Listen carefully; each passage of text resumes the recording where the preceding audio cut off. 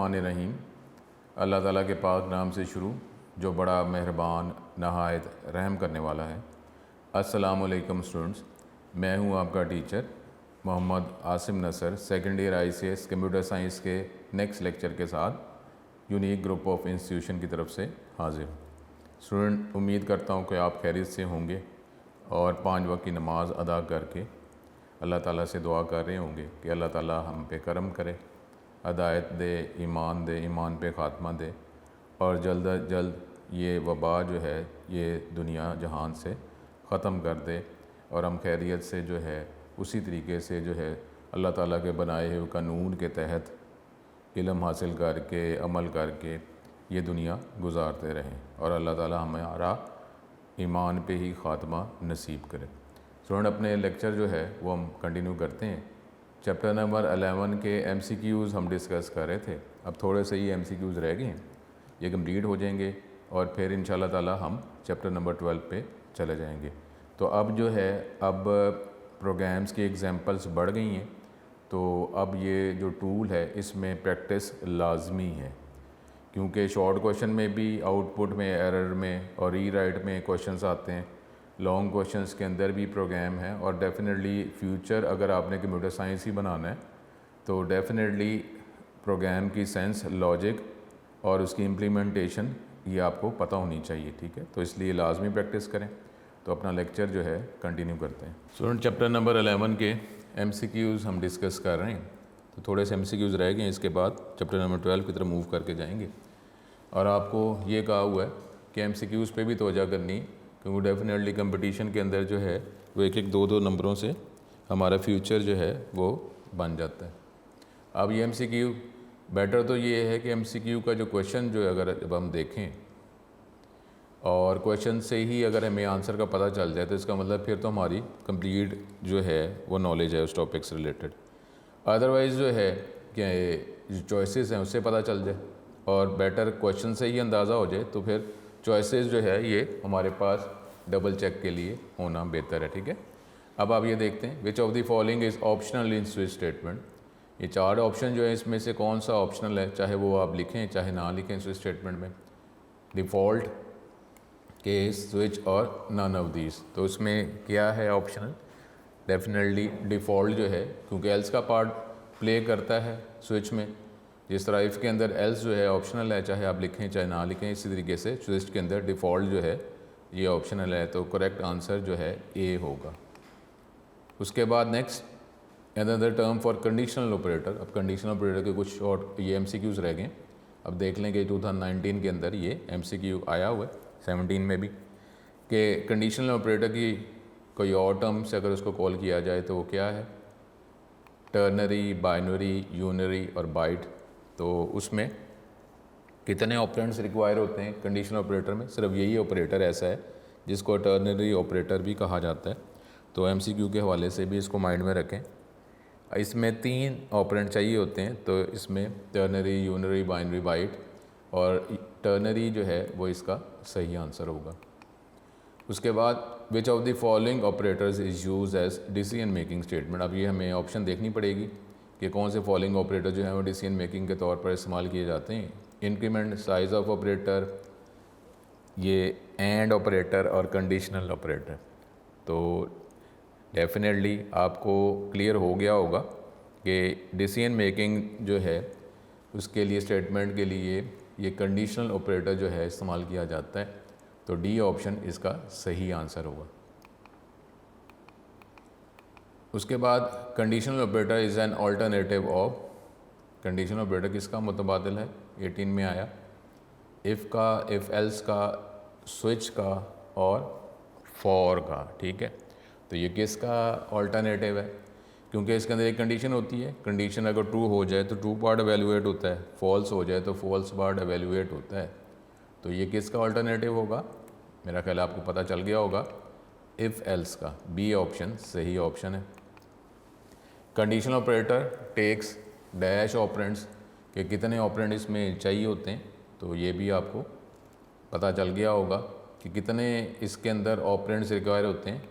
3, 17, 16 में ये आया 1, 2, 3, 4 तो सही आंसर जो है वो C3 ऑपरेंड चाहिए होते हैं। Which operator in C is called ternary operator, ठीक है, कौन सा ऑपरेटर C लैंग्वेज में जिसको टर्नरी ऑपरेटर कहा जाता है? F। और फिर ये इंक्रीमेंट ऑपरेटर है।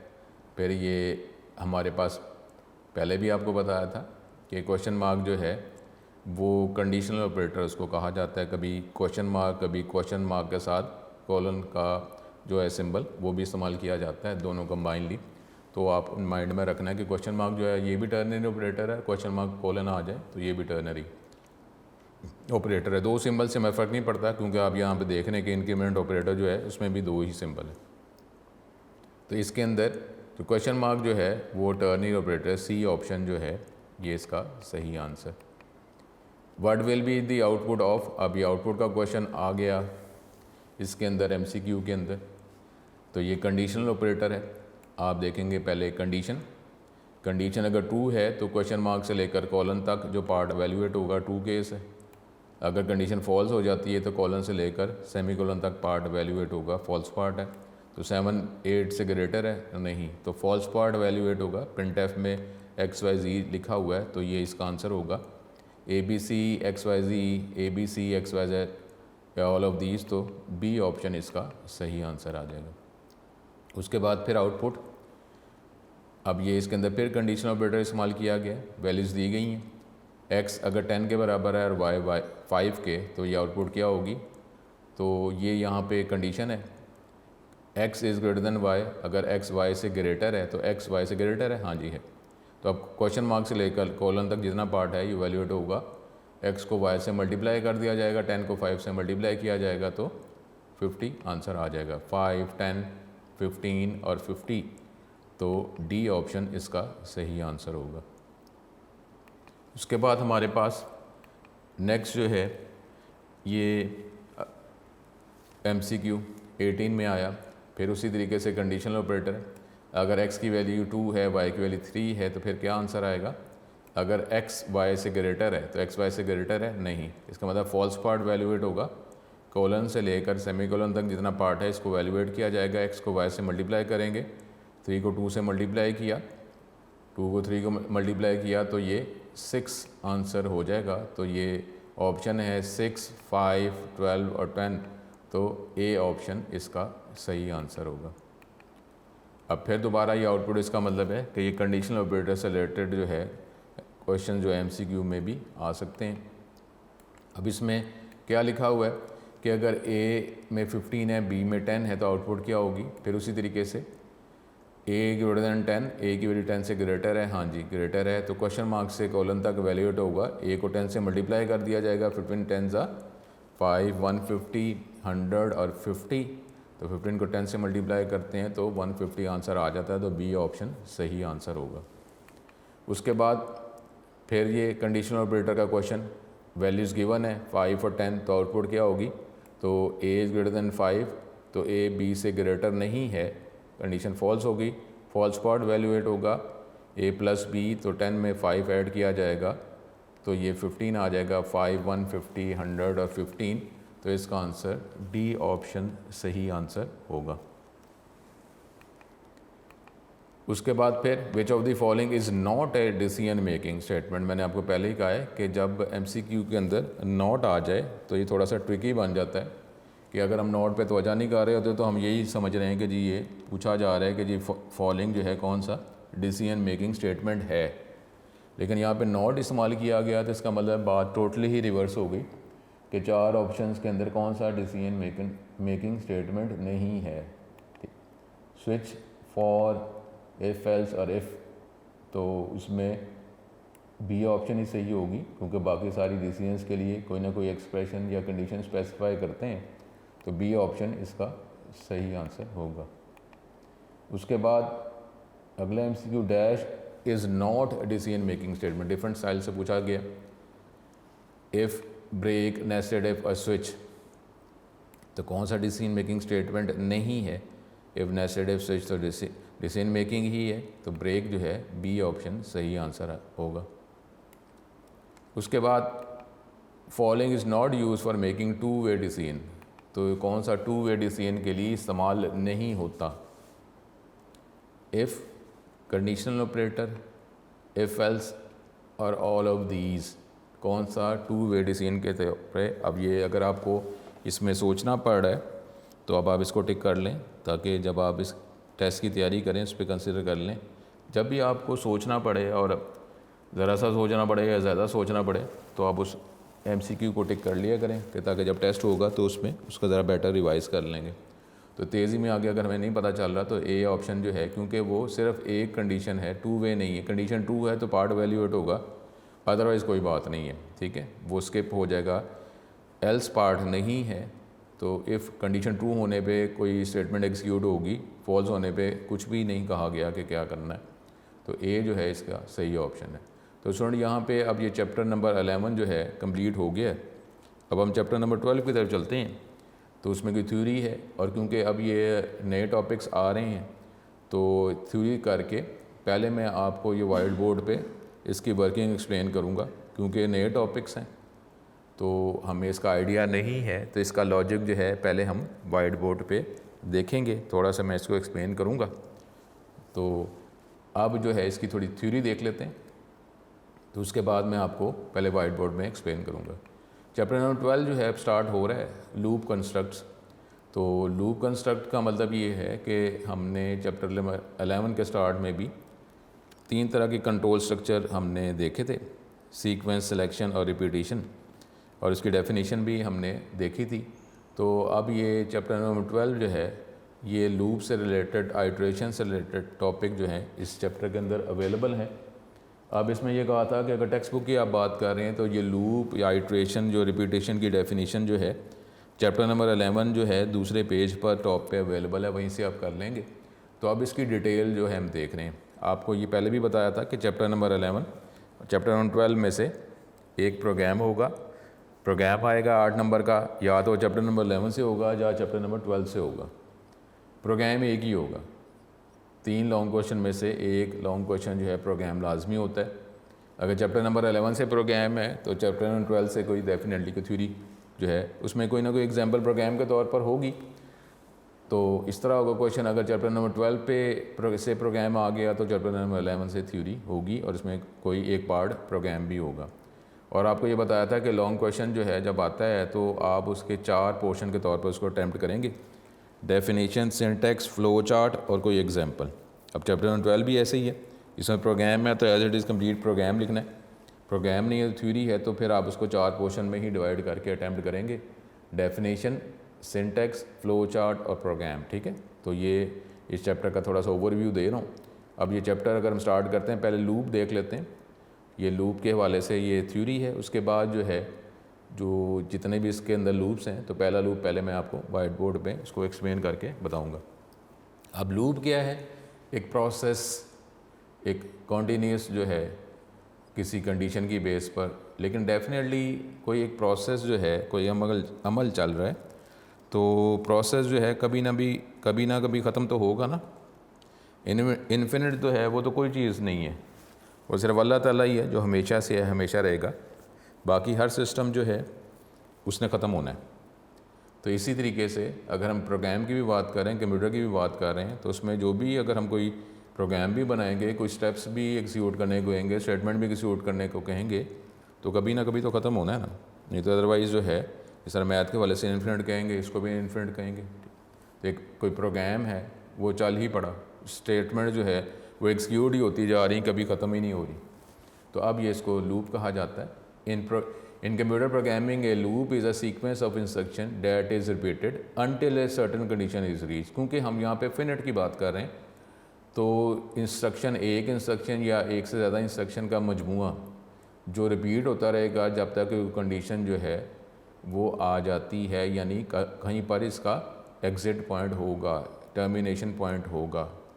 दी loop structure that repeats at statement या स्टेटमेंट्स, ऐसा स्ट्रक्चर जिसके तहत एक स्टेटमेंट या एक से ज़्यादा स्टेटमेंट जो है उसको बार बार एग्जीक्यूट किया जाएगा, उसको आइटरेटिव, रिपीटेटिव और लूपिंग कंस्ट्रक्ट कहा जाता है, ठीक है। ये भी यहाँ से भी आप कर सकते हैं। Iteration statement allow the set of instruction to execute repeatedly till the condition does not turn out false. कि ये इसमें सेट ऑफ इंस्ट्रक्शन एग्जीक्यूट होती रहती हैं जब तक कि कंडीशन जो है फॉल्स ना हो जाए। An operation is done such as getting an item of data and changing it, and then some condition is checked such as whether a counter has reached a prescribed number। कोई item value gate करते जा रहे हैं या जब तक जो है कि कंडीशन जो है उसको चेक करते जा रहे हैं जब तक वो स्पेसिफिक नंबर ऑफ़ टाइम्स जो है वो स्टेटमेंट एग्जीक्यूट ना हो जाए। 5 दफ़ा का है तो 5 दफ़ा एग्जीक्यूट होने के बाद स्टेटमेंट मज़ीद एग्जीक्यूट नहीं होंगी। Loops are basically use for 2 purpose के लिए इस्तेमाल किया जाता है, या तो टू एग्जीक्यूट ए स्टेटमेंट और number of statement for a specified number of time, या तो आपने फ़िक्स कर दिया हुआ है कि ये स्टेटमेंट या ब्लॉक ऑफ स्टेटमेंट जो है इतने फ़िक्स नंबर ऑफ़ टाइम्स तक एग्जीक्यूट होंगी, 5 दफ़ा 10 दफ़ा। तो जब वो काउंटर के तौर पर 5 या 10 दफ़ा वो स्टेटमेंट एग्जीक्यूट हो जाएंगी तो फिर मज़ीद एग्जीक्यूट नहीं होंगी। For example, A user may display his name on screen for 10 times, या to use a sequence of values, for example a user may display a set of natural number, या तो आपने फिर ये आप कह दें कि जी 1 से लेकर 10 तक नंबर जो है वो दिखा दो। अब 1 से लेकर 10 तक ही है ना, तो 10 दिखाने के बाद जो है प्रोसेस रुक जाएगा। 2 कैटेगरीज़ हैं लूप्स की, ठीक है, एग्जांपल्स 3 हैं, कैटेगरीज 2। एंट्री कंट्रोल लूप, इस तरह के लूप्स में in this type of loops the test condition is tested, test condition को पहले चेक किया जाएगा, उसके बाद वो स्टेटमेंट या स्टेटमेंट को एग्जीक्यूट किया जाता है। पहले कंडीशन चेक होगी, कंडीशन अगर ट्रू हो गई तो फिर जो है वो जितनी दफ़ा भी फिक्स नंबर ऑफ़ टाइम तक कह रहे हैं या अनटिल जब तक कंडीशन कोई फॉल्स ना हो जाए, तो वो ब्लॉक जो है या लूप की बॉडी जो है वो उतनी दफ़ा एग्जीक्यूट होती रहेगी। पहले कंडीशन चेक की जाएगी, इसको एंट्री कंट्रोल लूप कहा जाता है। फॉर लूप जो है, वाइल लूप जो है, ये 2 लूप्स हैं जिसको एंट्री कंट्रोल लूप कहा जाता है। सी लैंग्वेज के अंदर 2 लूप्स हैं, टोटल 3 लूप्स हैं, उसके अंदर 2 लूप्स एंट्री कंट्रोल लूप हैं, फॉर लूप और वाइल लूप। इसका मतलब है कंडीशन पहले चेक की जाती है, उसके बाद स्टेटमेंट या स्टेटमेंट को एग्जीक्यूट किया जाता है। दूसरा है हमारे पास एग्जिट कंट्रोल लूप। इस तरह के लूप्स में टेस्ट कंडीशन जो है उसको लूप का ब्लॉक या बॉडी एग्जीक्यूट होने के बाद जो है एवेल्यूएट करने के बाद टेस्ट किया जाएगा। इसका मतलब क्या हुआ कि ब्लॉक जो है बॉडी एक दफ़ा ज़रूर एग्जीक्यूट होना है, क्योंकि पहले तो ब्लॉक है ना, पहले इसमें ब्लॉक है तो उसके बाद कंडीशन है, तो एक दफ़ा तो कोई चेक ही नहीं कर रहा कि ब्लॉक ने एग्जीक्यूट होना है या नहीं होना, वो तो ब्लॉक एक दफ़ा तो एग्जीक्यूट हो जाएगा, उसके बाद चेक करेंगे अब मज़ीद एग्जीक्यूट होना है या नहीं होना, अब वो कंडीशन पर डिपेंड करेगा। तो इसको एग्जिट कंट्रोल लूप क्या मतलब है, टेस्ट कंडीशन इज टेस्टेड और evaluated at the end of loop body, ठीक है। Therefore, the loop body will execute at least once, irrespective of whether the test condition वो true है या false है। इसमें do while loop जो है उसको exit control loop कहा जाता है। 3 लूप्स हैं, for loop, while loop जो entry control loop है, और do while loop ये exit control loop है, ठीक है। यानी इसको आप top testing loop, entry control loop को, और एग्जिट कंट्रोल लूप को बॉटम टेस्टिंग लूप भी कह सकते हैं। 3 तरह के लूप्स हैं सी लैंग्वेज में, वाइल लूप, फिर डू वाइल लूप और फॉर लूप, ठीक है। तो अब जो है ये इसको हम देख लेते हैं कि ये आपकी जो बुक है, बुक के हवाले से अब इसको देख लेते हैं। यहाँ पे डेफिनेशन जो है ये लूप की, ये इधर ये अवेलेबल है, ये डेफिनेशन, ठीक है। इधर से भी आप करना चाहें, और वैसे आपको कहा था कि आप चैप्टर नंबर 11 जो है उसके अंदर भी डेफिनेशन मौजूद है, उधर से आप कर लें। Iteration is the third type of program control structure, sequence, selection, iteration, इसमें तीसरी टाइप है प्रोग्राम कंट्रोल स्ट्रक्चर की। And the repetition of statement in a program is called a loop. और एक स्टेटमेंट या एक से ज़्यादा स्टेटमेंट को जब आप रिपीट करते हैं तो उसको लूप कहा जाता है। 3 तरह के लूप्स जो हैं, loop control statement C language में अवेलेबल हैं, while loop, do while loop और फॉर लूप, ठीक है। तो अब जो है पहला हम जो है पहला लूप, पहली स्टेटमेंट जो है उसको पहले मैं आपको डिस्कस करके बताता हूँ वाइट बोर्ड पे, क्योंकि ये नया टॉपिक है तो इसकी अंडरस्टैंडिंग हमारे पास जितनी हो बेटर है। उसके बाद जो है हम थ्योरी देखेंगे, उसके बाद हम थ्योरी देखेंगे, तो वाइट बोर्ड पे पहले इसको हम देखते हैं, डिस्कस करते हैं। सुन, अब हम पहला जो लूप है वाइल लूप उसको डिस्कस कर रहे हैं, ठीक है। पहले सिंपल मैं आपको बता रहा हूँ, उसमें अगर हमने सपोज़ यूनिक का जो नाम है, यूनिक का वर्ड अगर सपोज़ हमें 5 टाइम्स लिखना है, एक तो ये हमारे पास सिंपल हम लिख सकते हैं कि सी लैंग्वेज में प्रिंटफ ही लिखते हैं ना, जिसके ज़रिए किस मैसेज को, स्ट्रिंग को प्रिंट कर सकते हैं। या तो सिंपल आप लिख लें कि जी यूनिक, एक दफ़ा आपने लिखा, दोबारा फिर एक दफ़ा और लिख लें। ठीक है, चले मैं 3 दफ़ा कर लेता हूँ। लॉजिक तो है ना, वो इम्पोर्टेंट है, नंबर ऑफ़ टाइम्स तो इम्पोर्टेंट नहीं है। तो मैंने 3 दफ़ा इस तरह यूनिक लिख दिया। अब इसके लिए क्या हुआ, तो मुझे ये स्टेटमेंट, प्रिंटफ की स्टेटमेंट जो है 3 दफ़ा लिखनी पड़ी। अगर मैंने यूनिक जो है अगर 100 टाइम्स लिखना है, इसका मतलब क्या हुआ, अगर मैंने 100 टाइम्स जो है अगर यूनिक लिखना है तो मुझे यही स्टेटमेंट में 100 टाइम्स लिखूँ। लेकिन अगर हम ये गौर करें कि स्टेटमेंट तो वही है, अब मैं उसके एक से ज़्यादा दफ़ा लिख रहे हैं, तो अगर कोई ऐसा वे हो जाए कि जिसमें किसी तरह मैं बता दूं कि ये जो स्टेटमेंट है, ये प्रिंटफ की स्टेटमेंट, ये 3 टाइम एग्जीक्यूट कर दे, 5 टाइम एग्जीक्यूट कर दे, 100 टाइम एग्जीक्यूट कर दे, तो किसी तरीके से मुझे बस सिर्फ ये बताना है कि ये स्टेटमेंट जो, इसमें कोई कंडीशन लगा दूं और कंडीशन में काउंटर कंडीशन लगा दूं कि जी 100 टाइम्स एग्जीक्यूट करना है। अब मुझे सिर्फ वो 100, चाहे 100 को मैं 50 कर दूं, 5 कर दूं, सिर्फ ये चेंज करना होगा, उतने नंबर ऑफ़ टाइम्स तक ये स्टेटमेंट एग्जीक्यूट होती रहेगी। अब चाहे वो एक स्टेटमेंट हो, चाहे एक से ज़्यादा स्टेटमेंट्स हों। तो उसके लिए जो लूप स्टेटमेंट वाइल हम पहले देखने लगे हैं, सिंपल मैं करवा रहा हूँ, इसमें वाइल स्टेटमेंट इस्तेमाल करेंगे।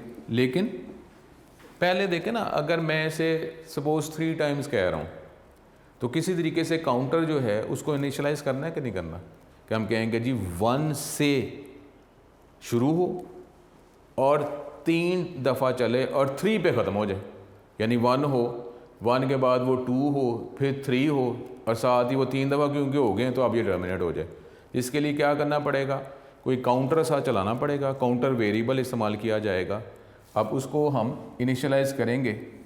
मैं सिंपल कर रहा हूँ, सपोज इंटीजर टाइप, ऊपर इंक्लूड तो हमने लिखना है, ठीक है, इंक्लूड और मेन तो लिखना होता है, क्योंकि अब तो हम बाहर चले गए हुए कि इंक्लूड और मेन तो लिखना ही होता है, वो तो बेसिक स्ट्रक्चर में आता ही आता है।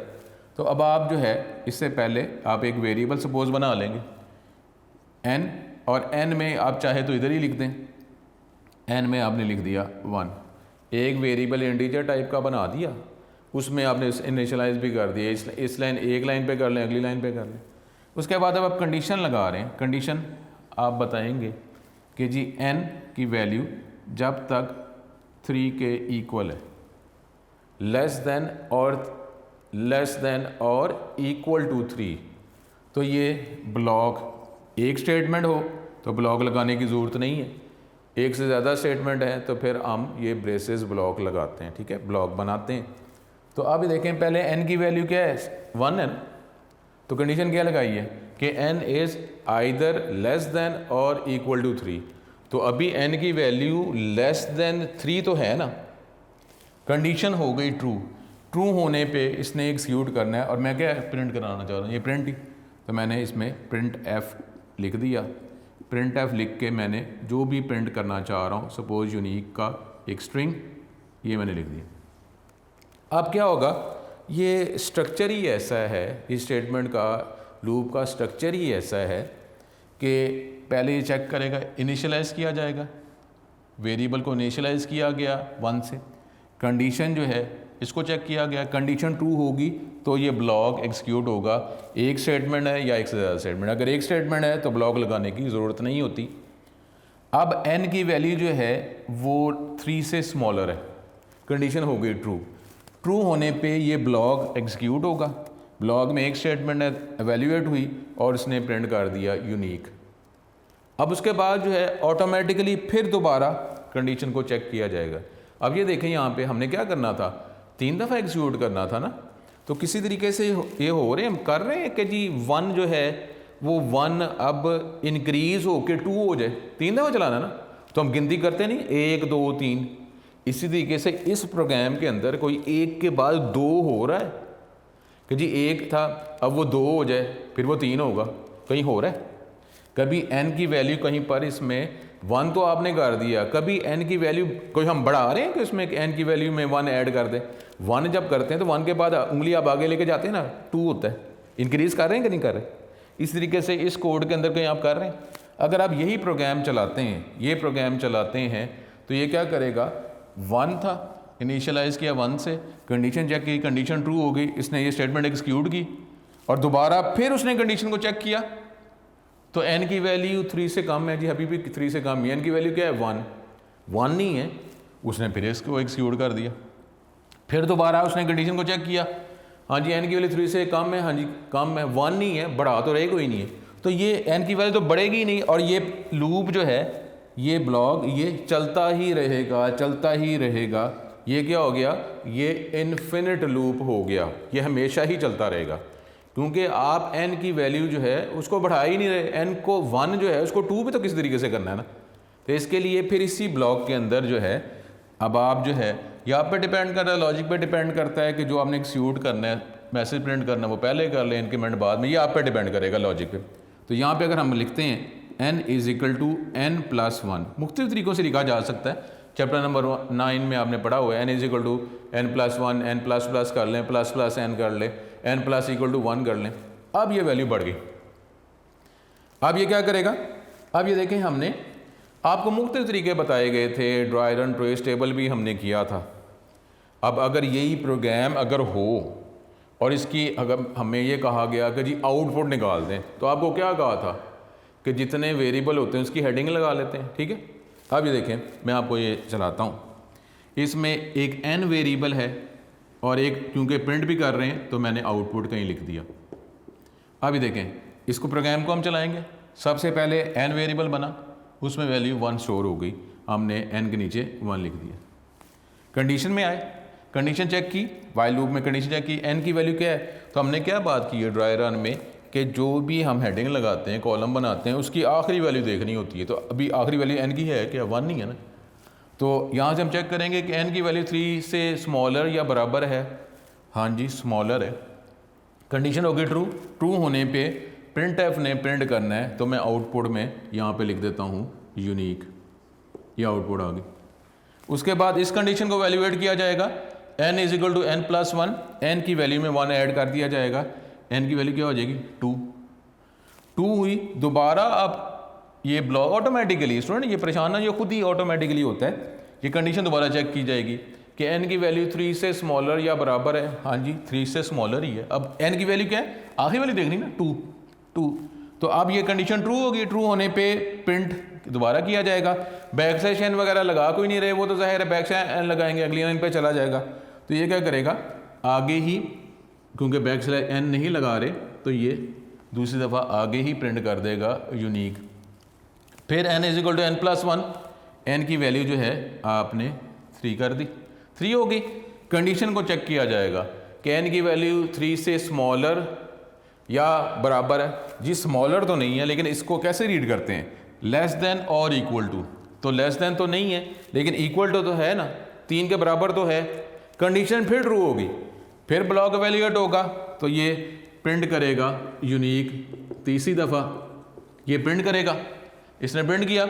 अब n की वैल्यू, स्टूडेंट ये माइंड में रखें, n की वैल्यू एक दफ़ा और इंक्रीज होगी, n की वैल्यू 4 हो जाएगी, 4 होगी। कंडीशन पे जाएंगे, दोबारा कंडीशन को चेक किया जाएगा कि जी n की वैल्यू क्या 3 से स्मॉलर या बराबर है, तो अब ये फॉल्स हो गया, ना तो n की वैल्यू 3 से स्मॉलर है ना उसके बराबर है, ये लूप, ये ब्लॉक एवेल्यूएट नहीं होगा।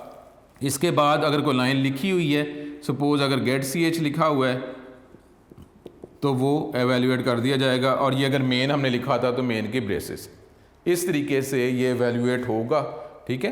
तो अब ये देख लें, अगर हमने ये यूनिक अगर लिखना है 100 टाइम्स, तो क्या करना पड़ेगा, मुझे ये 100 टाइम्स लाइन लिखनी पड़ेगी ना। उसकी बजाय अगर मैंने यहाँ पे चेंज करना है, तो मैं यहाँ क्या कर दूँगा 100। अब ये जो ब्लॉक जो है ये 100 टाइम तक एग्जीक्यूट हो जाएगा। अब ये देख लें कि ये इस फिर लूप का फ़ायदा है कि आप जो है सिर्फ यहाँ पे नंबर ऑफ़ टाइम्स जो है उसको चेंज कर देंगे। अब ये यूनिक उसने 100 टाइम प्रिंट कर देना, अदरवाइज़ वहाँ पे आपको 100 टाइम्स लिखना पड़ेगा। इसी तरीके से अब ये वाइल का एक और बात, अगर हम 1 2 3 प्रिंट करना है, ठीक है, अब इसको मैं चेंज करता हूँ और अब आपने यहाँ पे प्रिंट करना था 1 2 3 4 5, ये प्रिंट करना था। अगर आपने प्रिंट करना था तो आपने क्या लिखना है, प्रिंट एफ। और अगर आप किसी वेरिएबल के साथ इसको लिंक करके कर रहे हैं तो आपने अगर सपोज n = 1 कर लिया तो आपने इसको \n अगर आप कर रहे हैं तो आपने n को प्रिंट किया, फिर n की वैल्यू आपने इंक्रीज़ की, फिर आपने इसको दोबारा प्रिंट किया और इस तरीके से आपने n की वैल्यू फिर उसमें एक 1 ऐड किया। इस तरीके से आपको ये जो लाइंस हैं ये आपको बार बार लिखनी पड़नी है। ऐसे ही होगा ना, अगर आप 1 2 3 4 5 जो है और वेरिएबल की मदद से अगर प्रिंट करना चाह रहे हैं अगली लाइन पर तो आपको ऐसे ही प्रिंट करना पड़ेगा। n को प्रिंट करवा, n की वैल्यू 1 है, उसको इंक्रीज़ किया। अगर ये काम अब आप लूप की मदद से करना चाहें तो फिर क्या होगा, इसके लिए क्या करना पड़ेगा, आप n की वैल्यू 1 है, ठीक है जी 1 ही, और आपने कितनी दफ़ा ये प्रिंट करना है इसको, अगर हम कहते हैं वही दोबारा 3 टाइम्स कर लेते हैं कि अगर 3 टाइम एवेल्यूएट कर रहे हैं तो मैंने फिर ये 3 दफ़ा ही लिखा। और यहाँ पे प्रिंट जो कर रहे हैं, प्रिंट की जगह क्या कर लिया, %d और \n, मैंने n वेरिएबल उसी को प्रिंट कराया, n की वैल्यू बढ़ा दी। अब ये क्या करेगा, अब आउटपुट में हमारे पास क्या जवाब आना शुरू हो जाएगा, अब आउटपुट में ये आ जाएगा 1 2 3। अगली लाइन पे पहले 1 आ जाएगा, फिर 2 आ जाएगा, 3 आ जाएगा। अगर ये 1 से लेकर 300 तक प्रिंट करना है तो आपको ये 2 लाइंस बार बार लिखनी है ना, 300 दफ़ा ये लाइंस लिखते जाएं। आपके यहाँ सर वो कट कॉपी होते हैं, ठीक है, कट कॉपी कर भी लेते हैं, लेकिन आपको 100 दफ़ा जो है कट कॉपी तो करना पड़ा। प्रोग्राम कितना लेंथी हो गया, नंबर ऑफ लाइंस बढ़ गई कि नहीं बढ़ गई, मेमोरी इस्तेमाल हो रही है, हार्ड डिस्क इस्तेमाल हो रहा है, ठीक है। अब यहाँ पे आपने क्या करना है, अगर आप 300 टाइम करना भी है तो क्या कर देंगे, ये 300 ये लिख देना आपने। अब ये 300 टाइम ये चलेगा और एक के बाद एक लाइन के बाद एक 1 2 3 4 और ये अप टिल आपको क्या प्रिंट कर देगा 300 तक। अब आप ये देख लें, अगर आप यहाँ पे बात करते हैं 300 टाइम्स, आपने अगर 300 तक वैल्यूज़ लिखना है, 2 लाइंस है ना, तो कितनी 600 लाइंस तो आएंगी ना, क्योंकि 2 लाइंस है ना, 2 लाइंस है ना, तो 300 दफ़ा करना है तो 2 ही होंगी ना, तो कितनी 600 लाइनें, 600 लाइनें करेंगे ना, 2 लाइनें 300 दफ़ा 600 लाइनें। यहाँ पे आप क्या कर रहे हैं, अब आप ये देखें, ये वाइल के लिए आपको ज़ाहिर है लिखना पड़ा, ये कंडीशन लगा रहे हैं, ब्रेसेस लगा रहे हैं, बाकी जो है ये 2 लाइनें, ये देख लें कितना, ये 1 2 3 4 5 लाइनें, इन 2 लाइनों की बात ही करें, n=1 तो लिखना ही है, तो 1 2 3 4 5 लाइनें आपने लिखी हैं। और 5 उधर कितनी लाइन लिखनी पड़ी 600, इधर कितनी लाइन लिखनी पड़ी 5 लाइनें हमने लिखनी है। सिर्फ वो जो हमारे पास लूप कंट्रोल वेरिएबल जो n है उसकी वैल्यू आपने, एंडिंग वैल्यू जो है वो टर्मिनेटिंग वैल्यू जो है वो क्या रख दिया आपने 300 रख दी। 5 लाइनें लिख रहे हैं और ये लूप जो है ये एवेल्यूएट होता जा रहा है, वो ब्लॉक एवेल्यूएट होता जा रहा है 300 दफ़ा। फ़ायदा हो गया। तो ये है हमारे पास लूप। पहला हमने देखा है, ये इसको हम एंट्री कंट्रोल लूप, इसको टॉप टेस्टिंग लूप कहते हैं। कंडीशन ऊपर है उसके बाद ब्लॉक है, कंडीशन ट्रू होगी तो ब्लॉक एवेल्यूएट होगा, कंडीशन फॉल्स हो जाएगी तो ब्लॉक एवेल्यूएट नहीं होगा। और एक वैसे ही अगर आप कर लें कि ये जो वेरिएबल है, जो भी हम प्रिंट करवा रहे हैं, उस वेरिएबल को अगर लूप के बाहर प्रिंट किया जाए तो एक वैल्यू ज़्यादा होती है, ये भी ज़हन में रखें। टेक्निकल बात 300 है, अगर प्रिंट एफ करके मैं n वेरिएबल को लूप के बाहर प्रिंट करता हूँ तो 301 वैल्यू होगी, वैल्यू बढ़ती है, ठीक है। मेन बातें क्या होती हैं, अगर हम लूप की बात करें, लूप में 3 बातें ही मेन है। पहले हम इसको इनिशियलाइज करते हैं वेरिएबल को, इनिशियलाइजेशन, उसके बाद कंडीशन चेकिंग, कंडीशन को चेक किया जाता है, उसके बाद एग्जीक्यूशन, जो स्टेटमेंट को एग्जीक्यूट किया जा रहा है, उसके बाद इसकी वैल्यू वेरिएबल की या तो इसको इंक्रीज़ किया जा रहा है या कम किया जा रहा है, जो आप पे डिपेंड करता है। ये इनिशियलाइज होगा, कंडीशन चेक होगी, एग्जीक्यूट, इंक्रीमेंट होने के बाद इनिशियलाइज नहीं होगा, दोबारा फिर आप कंडीशन चेकिंग पे आ जाएंगे। कोई भी जो लूप है वो इसी स्टाइल से चलता है, इनिशियलाइज एक दफ़ा होगा, फिर कंडीशन चेक होगी, एग्जीक्यूट होगा ब्लॉक, इंक्रीमेंट डिक्रीमेंट जो करना है वो किया जाएगा, उसके बाद दोबारा कंडीशन चेक की जाएगी। वो इनिशियलाइज वेरिएबल नहीं होगा, वो एक ही दफ़ा होता है। तो ये जो भी लूप आगे भी हम पढ़ेंगे, जब भी लूप आएगा पहले मैं आपको इसी तरीके से समझाऊंगा, फिर हम देखेंगे, ताकि आपको ये नया टॉपिक है तो इसलिए मेरा था कि आपको पहले समझा दूँ। अब हम ये इसको देख लेंगे अपने नोट से, बुक से, ठीक है। तो अल्लाह करम करें, अब नोट से देखते हैं, बुक से पढ़ते हैं इसको। स्टूडेंट, ये हमने जो पहला लूप जो है वो देखा, उसको हमने डिस्कस किया, और वो था हमारे पास वाइल लूप, ठीक है। वाइल लूप, वाइल में अब हमने यहाँ पे इनिशियलाइज किया n = 1, ये क्या हो गया, इनिशियलाइज कर दिया। उसके बाद हमने कंडीशन चेक की, n < 5, ये है हमारी कंडीशन को हमने चेक किया। उसके बाद एग्जीक्यूट हमने किया, printf %d और \n, इसी वेरिएबल को सपोज अगर हम कह रहे हैं कि एग्जीक्यूट कर दिया। उसके बाद इसी ब्लॉक के अंदर हमने इसको किसी भी तरीके से आप कर सकते हैं, n = n+1 या n++ कर सकते हैं। तो आपने इसी के अंदर इसको इंक्रीमेंट कर दिया। इंक्रीमेंट जो आप करेंगे तो उसके बाद दोबारा फिर कंडीशन को चेक किया जाएगा, इस तरीके से वैलिडेट होता जाएगा। कंडीशन अगर आप करना चाह रहे हैं 500 कर दें तो ये 500 टाइम जो है ये आपको प्रिंट कर देगा 1 2 3 4 और ये अप टिल 500। इस तरीके से ये वैल्यूएट होता जाएगा। देख लें कि हमने 2-3 लाइंस लिखी हैं, लेकिन वो ए नंबर ऑफ़ टाइम जो है ये लूप चल रहा है। हमने सिर्फ जो उसकी टर्मिनेटिंग वैल्यू जो है वो हमने 500 लिख दी। तो अब ये ब्लॉक जो है, अब ये देख लें उसी तरीके से, अब ये दोबारा जब आएगा ना कंडीशन, तो कंडीशन पे आएगा इनिशियलाइज ऊपर है। इनिशियलाइज नॉर्मली लूप के बाहर, ब्लॉक के बाहर वेरिएबल को इनिशियलाइज किया जाता है, क्योंकि इनिशियलाइज एक दफ़ा हो गया ना। तो उसके बाद तो हम कंडीशन चेक करके उसकी वैल्यू को हम बढ़ाएंगे। अगर हमने इसको इंक्रीज़ करना है 1 से 5, अगर हम 500 से कम आ रहे हैं तो ज़ाहिर इनिशियल वैल्यू मैं 500 करूँगा, उसको डिक्रीज़ करूँगा और यहाँ पे क्या लिख दूँगा, > 1, इस तरह कर दूँगा। तो ये डिक्रीज़ होकर डिक्रीमेंट कर देगा 500, फिर 499, इस तरीके से 1 तक आएगा। तो ये हमारे पास था पहला लूप, इसको डिस्कस किया, क्योंकि अगर मैं ये समझता था कि इसके बगैर अगर हम उस पर बुक पे आ जाते, नोट्स पे आ जाते, तो ज़रा समझना मुश्किल हो जाना था, इसलिए आपको पहले ये एक्सप्लेन किया है। ये वर्किंग है। अब इसके अंदर यही वर्ड्स होंगे, लूप डिफरेंट हो जाएगा, वाइल करेंगे, फिर हम डू वाइल करेंगे, फॉर लूप करेंगे, लेकिन इसके अंदर प्रोसेस ऐसे ही रहेगा। इनिशियलाइज करना है, कंडीशन चेक करनी है, उसके बाद ब्लॉक जो है उसको एवेल्यूएट किया जाएगा, इंक्रीमेंट डिक्रीमेंट जो भी करना है, और इनिशियलाइज एक ही दफ़ा होता है। यानी और दूसरा जो प्रोसेस जो है, जब हमने स्टार्ट में बात की थी, कोई प्रोसेस है उसको स्टार्ट करना है तो प्रोसेस एंड भी तो करना है ना। तो इसलिए कहा जाता है कि जब आप लूप लिखें तो पहले सोच लें कि इसका कोई टर्मिनेटिंग पॉइंट आप दे रहे हैं, टर्मिनेटिंग पॉइंट बता रहे हैं कि ये लूप कब ख़त्म हो। बेटर है कि पहले वो सोचें कि वो मैच कर भी रहा है, यानी 1 जो है वो बढ़ते बढ़ते बढ़ते और कभी रुक भी रहा है कि नहीं रुक रहा। आपने इंक्रीज़ करना है और यहाँ पे आपने उसको कोई एंडिंग पॉइंट दिया भी है कि नहीं। अगर आप n++ नहीं करेंगे तो ये क्या करेगा, ये 1 1 1 1 ही प्रिंट करता जाएगा। और अगर आप ये टर्मिनेटिंग वैल्यू अगर नहीं है तो ज़ाहिर है फिर भी ये लूप चलता रहेगा। तो ये था हमारा आज का लेक्चर।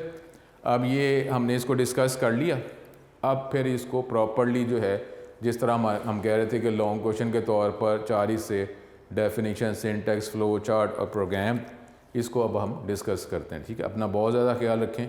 नेक्स्ट लेक्चर में दोबारा आपसे मुलाकात होगी। अस्सलाम वालेकुम।